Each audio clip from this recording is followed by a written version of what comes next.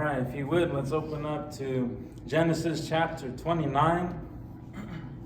That's where we are at this evening in our study. Once again, that would be Genesis chapter 29. And we left off here, actually in the previous chapter, the last time, talking about the difference between God's promise and Jacob's promise. And God's promise was unconditional. He would do those things for Jacob. Jacob's promise was conditional. Don't want to get those mixed up. But Jacob's promise was conditional. If God will bring me back, He will be my God. Super short version of that. But the lesson we understand from that is we cannot let our circumstance determine how great or small our faith is, because circumstances will, whether we like it or not, define in one way or another our life. And if we let it do so, then it's going to determine our faith. And we just have to look at how we're studying Luke this morning, and Jesus putting his trust in God and not relying on the flesh, not relying on the physical things, the physical circumstances or the difficulties. That time in the wilderness helped him do that. And it's important for us to understand. But nevertheless, even though that's the case, God doesn't go back and say, well, He made it conditional, so I'm going back on what I said. God, the promise He made to him, the plan that He's going to do is still an unconditional plan. Of course, God has in the back of His mind this whole plot of how to solve the sin problem, the love that He has for everybody in the world. And that is going to become the special love, like we're talking about in John 13. It will become the special love that God shares with His family, those who have accepted Christ and come to be part of His family.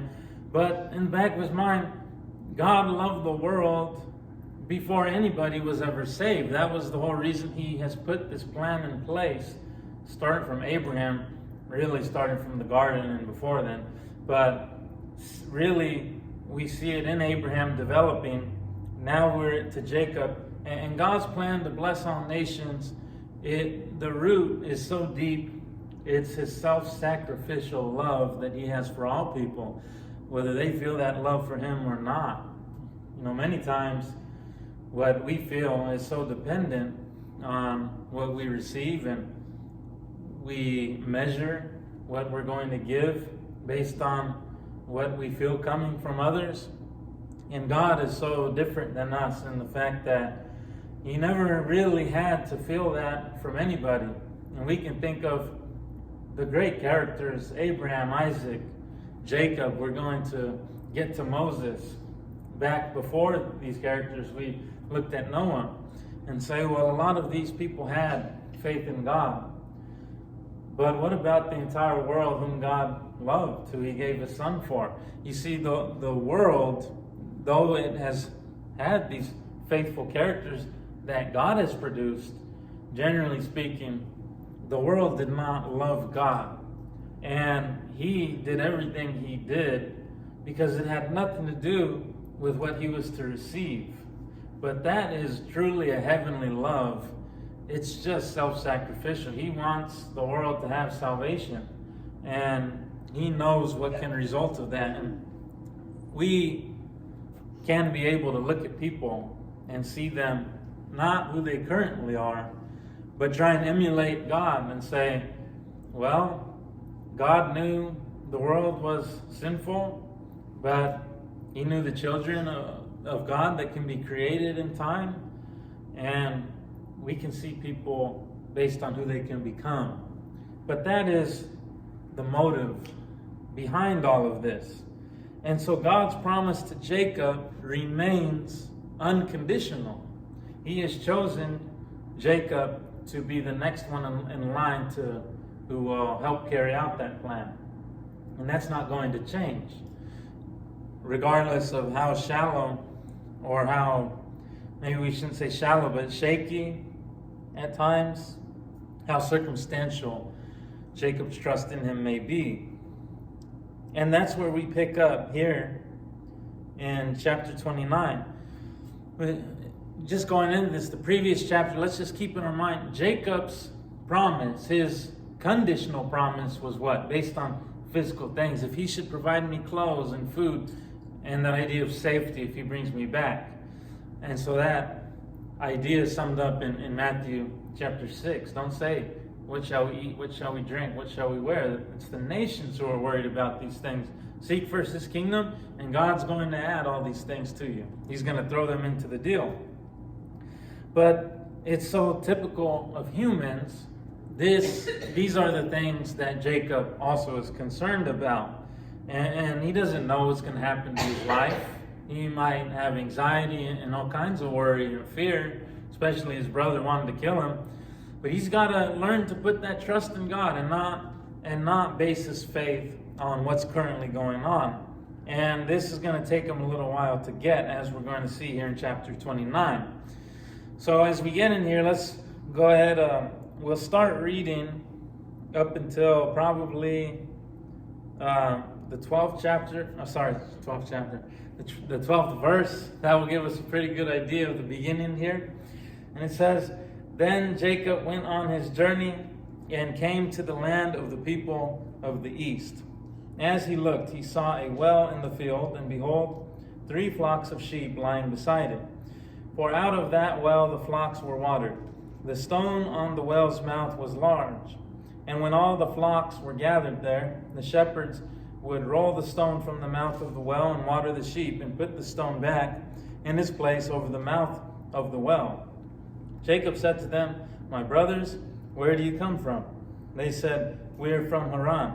He said to them, 'Do you know Laban, the son of Nahor?' They said, 'We know him.' He said to them, 'Is it well with him?' They said, 'It is well. And see, Rachel his daughter is coming with the sheep.' He said, 'Behold, it is still high day. It is not time for the livestock to be gathered together. Water the sheep and go, pasture them.' But they said, 'We cannot until all the flocks are gathered together and the stone is rolled from the mouth of the well. Then we water the sheep.' While he was still speaking with them, Rachel came with her father's sheep, for she was a shepherdess. Now as soon as Jacob saw Rachel, the daughter of Laban, his mother's brother, the sheep of Laban, his mother's brother, and the sheep of Laban, his mother's brother, Jacob came near and rolled the stone from the well's mouth and watered the flock of Laban, his mother's brother. Then Jacob kissed Rachel and wept aloud, and Jacob told Rachel that he was her father's kinsman and that he was Rebekah's son, and she ran and told his father." So we just keep in mind as we make our way around here that Isaac was trying to do the same thing Abraham was trying to do for him. Don't marry one of these, pagan women, because there's going to be a problem there with your faith, and not even just your personal faith, but now trying to follow it and exercise that in your life. There's going to be a real problem there, and you can prevent it. And you may want to focus on how you feel or how the person looks and all of that, and it may seem like a bigger deal at the moment, but you can choose a godly partner where you feel all those things in marriage, and it ends up being a really good marriage. And you're not going to be thinking, "Oh, well, what about this person?" No, not if you follow God's design and trust it. And so, better to choose someone where there's not going to be that butting heads. There's not going to be that problem. You can focus on faith and developing trust in God and seeing how God blesses you when you do put your trust in Him and walk with Him. But right now, what Jacob has seen what he has noticed is all with his eyes, with his sight. And I find it interesting that he was telling him, oh, go water the sheep, and he sees her coming. I don't know if that's what the intention was or not, but it's a possibility. But she shows up, and now we see Jacob's response. Verse 13, as soon as Laban heard the news about Jacob, his sister's son, he ran to meet him and embraced him and kissed him and brought him to his house. Jacob told Laban all these things, and Laban said to him, surely you are my bone and my flesh. And he stayed with him a month. We have marriage already in mind here, because that is what Adam had said to Eve in the garden. He said, she is bone of my bone and flesh of my flesh. And that's the idea that man is to treat his partner like his own body. And, Paul words it to love your wives as Christ loved the church, and he gave his life for her. And so he really, in that wording, it kind of has raised the bar, because now it's to love the wife as Christ loved the church, which is a very difficult thing to match, kind of like what we're going over in John as well. But bone of my bone, flesh of my flesh, we're of the same kinsman, but obviously he has this marriage in mind. And verse 15, oh, by the way, we want to pay attention to that, because Laban turns out to be pretty crafty himself, and he has some things in mind. Some perhaps monetary intentions as we go on here and see how he tries to use Jacob. But then in verse 15, Laban said to Jacob, because you are my kinsman, should you therefore serve me for nothing? Tell me, what shall your wages be? And so he goes right away to the money. But now Laban had 2 daughters. The name of the older was Leah, and the name of the younger was Rachel. Leah's eyes were weak, but Rachel was beautiful in form and appearance. Jacob loved Rachel, and he said, I will serve you 7 years for your younger daughter Rachel. Laban said, it is better that I give her to you than that I should give her to any other man. Stay with me. So Jacob served 7 years for Rachel, and they seemed to him but a few days, because of the love he had for her. Well, a couple things here. It's interesting to me that the distinguishing feature is her eyes were weak. Talking about Leah's. And that could mean a whole list of things, a whole variety of things, but it's impossible to know. But it's like, why would that be what sets them apart, right? And because of what happens later on when he mistakes the two, an explanation of that would tend to make me believe that perhaps they looked very alike, or they looked very similar. And some people, they're not necessarily identical twins at birth. They may even be years apart. And it's like, there's been all kinds of things like identity theft and that sort of thing, where they look that similar. And of course, later on, there's some other explanations. Perhaps, back then, it was a cultural thing for the women to veil themselves more. And also, because of the situation, a wedding, perhaps there was some wine involved. So at that moment in time, he just couldn't tell the difference. There was no way. But I tend to think that they looked similar, because I don't understand why the eyes would be a distinguishing thing, unless he's making the point that was that's what was the deciding factor for Jacob's decision. But I don't know if that is the case, and even if it is, perhaps that makes Jacob's character even more shallow, because this one feature, he made a decision on who he's going to marry. But in either case, the message is the same. Isaac was doing for Jacob what Abraham had done for him. He sent him away so that he could pick a godly woman.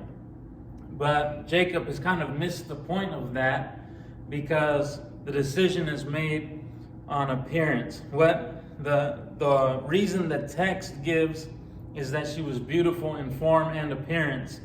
and he made his decision. And the second thing we want to note about just this part is the fact it says that because of the love he had for her. But there are other places in the Old Testament where when it says this man loved this woman, it was not in a good way. Meaning, in our culture, we look at that, and because of Disney, these sorts of movies, we want to think this is that genuine, that genuine, true love type feeling. But, for example, when you go later in the Old Testament, the case with one of the daughters of David and one of his sons, why Absalom gets so angry and kills his brother. Again, that's way in the future. But the word used is love. And this is more of it could mean, in a good way, but it could also mean it became this strong desire or passion or preference, preferring one over the other. And it can be used in an unhealthy way, like it is with David's son later on. And so the fact is, could there be more? Could these feelings have developed in Jacob? Perhaps. No one can really say exactly how this was definitively. But the fact remains the decision was made on appearance. It's not wrong if that's a factor. But when that becomes the sole reason, and no faith is considered, no moral character is considered, that's a totally different story. And that's not the reason why Isaac had sent him over there, to make his decision based on that. It would also be harder to say something like that if there was nothing else, no negatives that came up later. But we are going to see a negative that comes up later that is very detrimental, it really causes problems for Jacob's family. And we're going to see that as that comes up. But we'll keep going on for now. Verse 21, then Jacob said to Laban, give me my wife, that I may go into her, for my time is completed. So Laban gathered together all the people of the place and made a feast. But in the evening he took his daughter Leah and brought her to Jacob, and he went into her. Laban gave his female servant Zilpah to his daughter Leah to be her servant. And in the morning, behold, it was Leah. And Jacob said to Laban, what is this you have done to me? Did I not serve with you for Rachel? Why then have you deceived me? So all sorts of factors why this could be the case. Perhaps it was like many weddings, a big festival type thing, a celebration, and there was something involved. Well, I don't want to read that into the text if that detail isn't given. It could be they look similar. It could be a combination of all these things. But whatever the case, what we do know is that Jacob was deceived.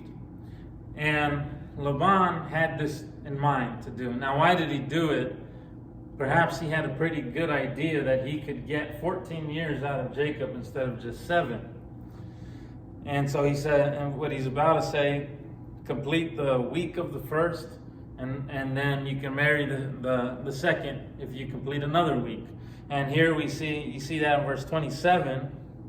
I don't know if your translation says week, but that word is really just 7. So you almost see why they would have to translate it with a different word, because the English would have it, if it was a literal translation, complete the 7 of this one, and I'll give you the other also, and return me for another 7. And there he says 7 years. So maybe we would still understand that, but it's like no one would ever talk like that. What confuses me about the translation is if they translated 7 years at the end of the verse, why didn't they just say complete the 7 years at the beginning of the verse, right? And that would help us a lot. By the way, in Daniel's prophecy in chapter 9, the 70 weeks, this scripture helps us understand that passage. Because here we see the word is just 7. It could refer to 7 anything.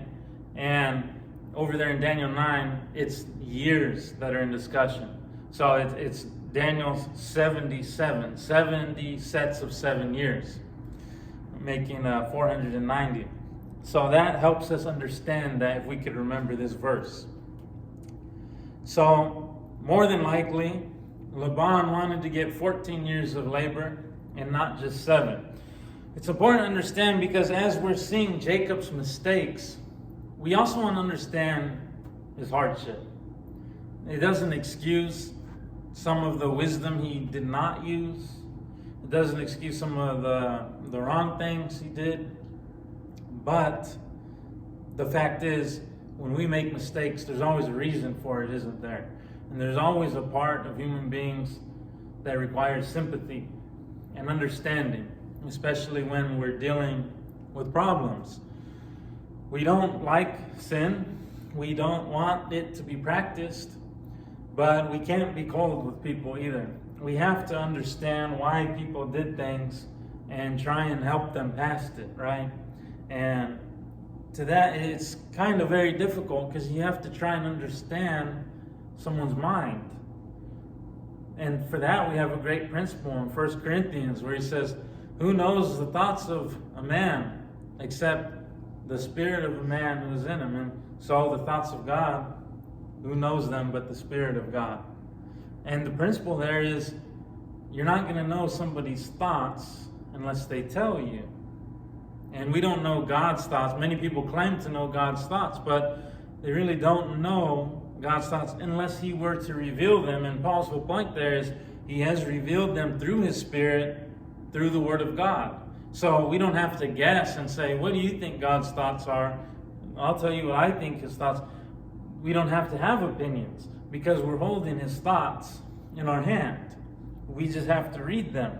And then there's no room to wonder. Now, of course, we know there may be more difficult sections where people agree or disagree. But why we bring it up is because I can't expect you to know what's on my mind if I don't share it. And if I don't feel this comfortability to share it. And it's gonna be the same way, the other way around. If we want help, we have to talk.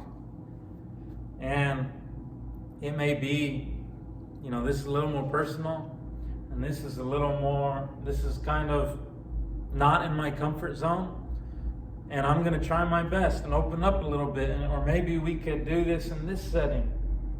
And the fact is, though, that it can only be done through communication. I can tell myself I think I know what you're thinking.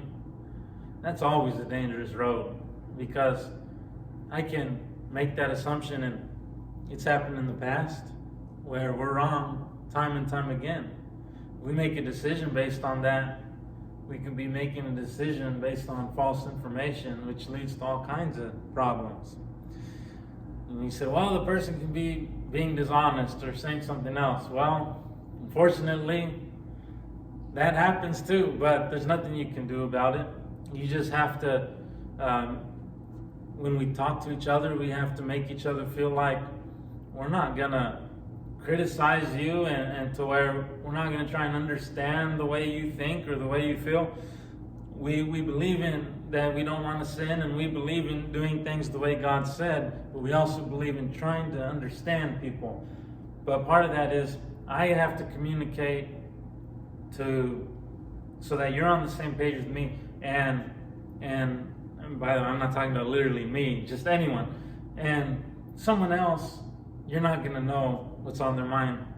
The only way is if they tell you. That's how you're going to know. And so the fact is here that Laban, though, wants most likely 14 years out of Jacob, and we're going to see that later on as confirmation. But Jacob, we see his mistakes, but we have to understand how difficult this situation would be. It's not pardoning what he does, just like it doesn't pardon what we do. But Laban is not this innocent angel. He's doing things very deliberately, And it's a difficult situation for Jacob.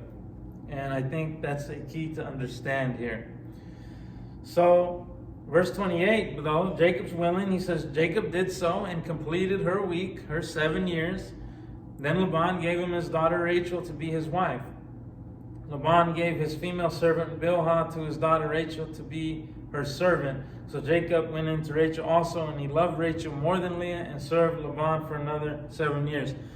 Now again, when we read this, God is not pardoning it. In fact, we're seeing another aspect here. Why is God using this language so direct? And this is like, we almost don't want to have any part about what's going on here, as Christians. But remember the last time we started as the basis in Genesis chapter 2 when he gave Adam Eve, and he said a man, and Jesus quoted it, he says, for this reason a man should cling to his wife, singular, one wife, one man, one woman forever. There's no cheating, there's no leaving. That's God's model, unless the exception that Jesus gives. But then that only one party can be innocent in that case. But even then, that's not God's original. God's original design, his will, is that never happens. And that is just one man, one woman in a marriage, working with and for each other. The fact is, Jacob was tricked. So the inevitable question comes to each and every one of us. What should Jacob have done? And I think we have to ask that question.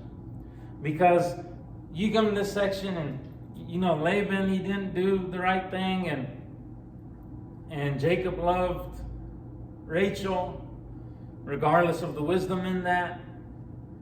And it can lead to all kinds of different ideas and comments and theories, but I think what helps us understand God's will here is if we ask that question. What should Jacob have done? He was deceived. Now it's Leah. Okay? What? If you're in this situation, what do you do? And I think that simplifies it for us. Because if we go back to God's design, what you definitely do not do is take a second one, right? That's not in God's design of marriage. It's only one and one. So before we get into everything else about, what really happened and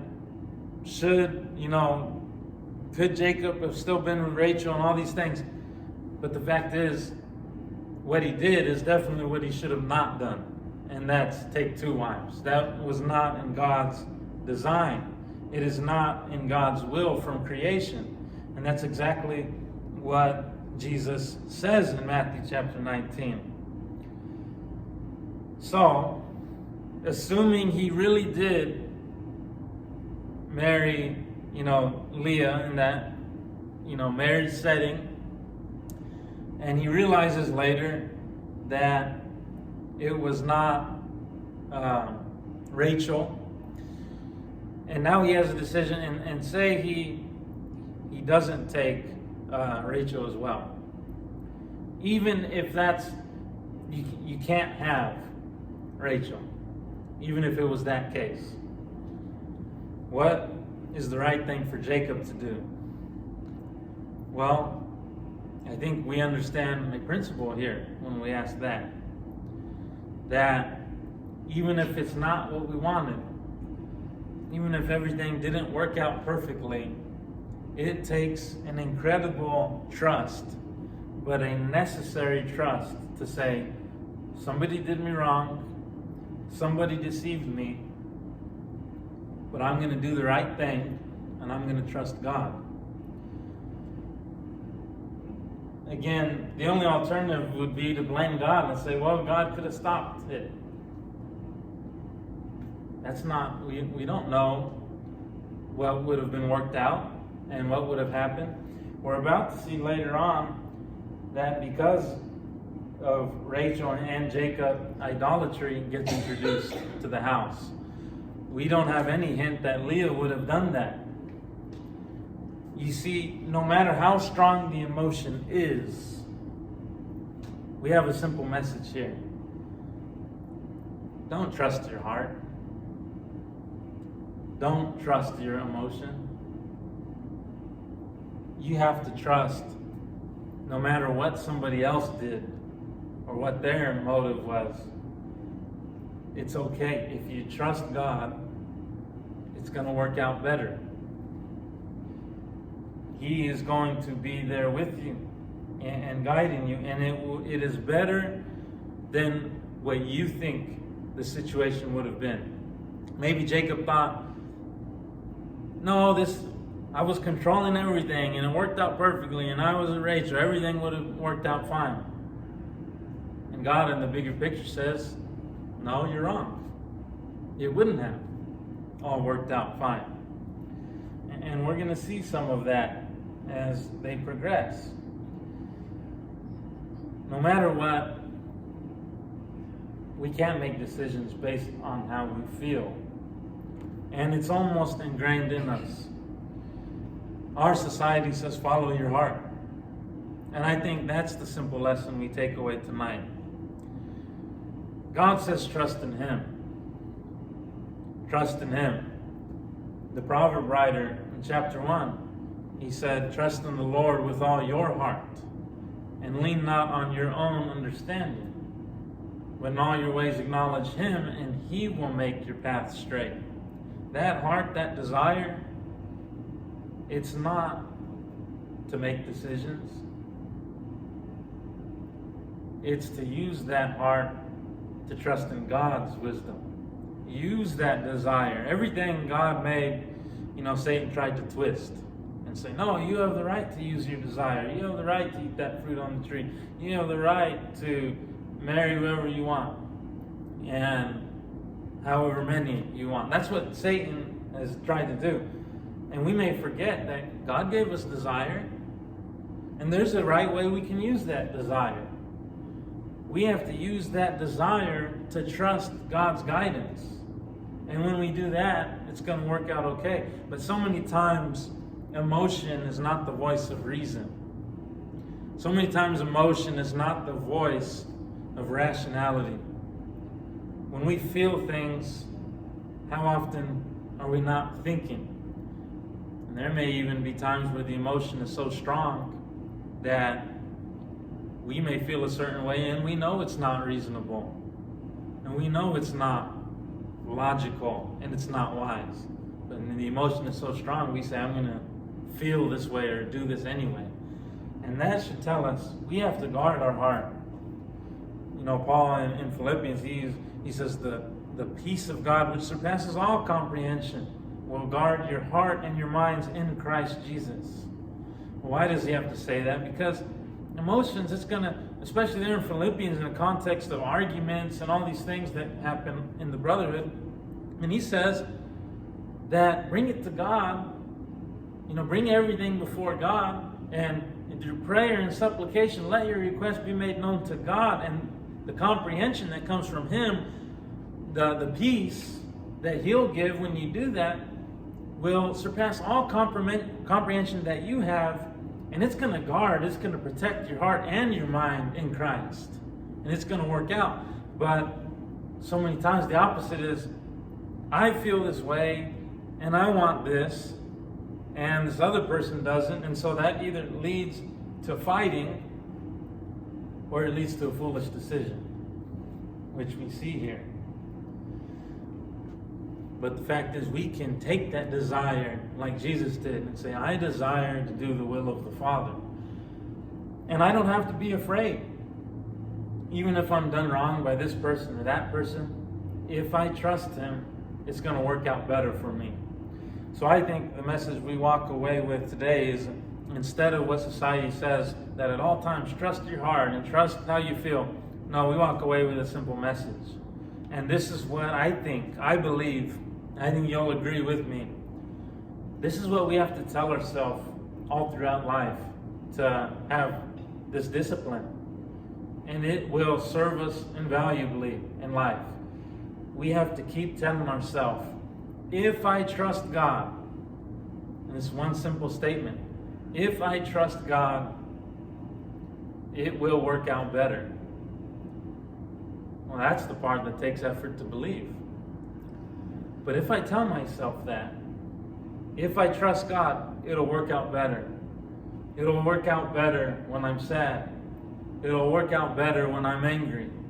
It'll work out better when I'm depressed. It'll work out better when I really want to do something else and follow but it will work out better. It'll work out better when I have a lot of money. It'll work out better if I have no money, if I trust God. See, that's the part that takes effort to believe. But if we can understand that and make that our principle, our faith will not be circumstantial. Our faith, nothing will have the power to weaken our faith or bring us down. And that's what Jacob's going to learn. It's what his son Joseph will learn so well. His son Joseph, that defined his life. And it's what we have to tell ourselves. We have to believe that if we trust God, it always, no matter the circumstance, works out better. So we'll stop there. We'll go ahead and offer our invitation tonight. If you need to come to Christ and you haven't made that decision, it's always open. We value those who say, I want to make the right decision. Because that requires thought, and that's good. We also know it's urgent, and that invitation is always open, and we offer it tonight. If tonight's the night you've decided, I can trust God, and I'm going to make that step and believe that if I follow Christ, it's going to work out better. But we know those who've been Christians for a long time, there's lots of things that we don't communicate and prayers that we need. And sometimes we just have someone praying for us or just getting that off our chest. Your family of God wants to know about it so we can pray, and it will be helpful to us. So we want to stress that just as much in our invitation if you have that need as well. In either case, make it known as we stand and sing our invitation song.